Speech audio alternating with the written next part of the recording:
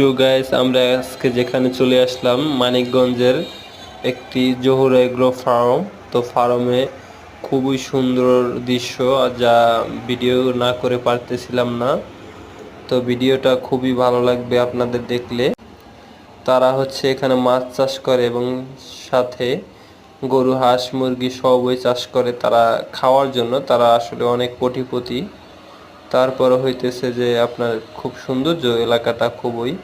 এখানের ভিতরে অনেক বড় বড় মাছ আছে এই পুকুরটার ভিতরে। আমি পুকুরটার চারিদিক দেখানোর চেষ্টা করতেছি, তো আপনারা দেখতে থাকুন। সেই সাথে হচ্ছে এখানে হচ্ছে মাছের খাবার দেওয়ার জন্য একটা ব্যবস্থা করছে ড্রাম দিয়ে। তো খুবই সুন্দর আর কি।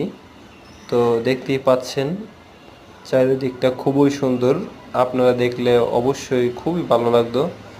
এখানে দেখবেন অনেক পুরনো গাছ আছে।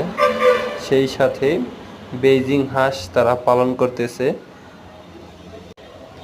দেশি মোরগ পালন করতেছে। সেই সাথে দেখুন আরো খুব সুন্দর আম গাছ আছে, কাঁঠাল গাছ আছে, খুবই সুন্দর ফলন ধরে রাখছে।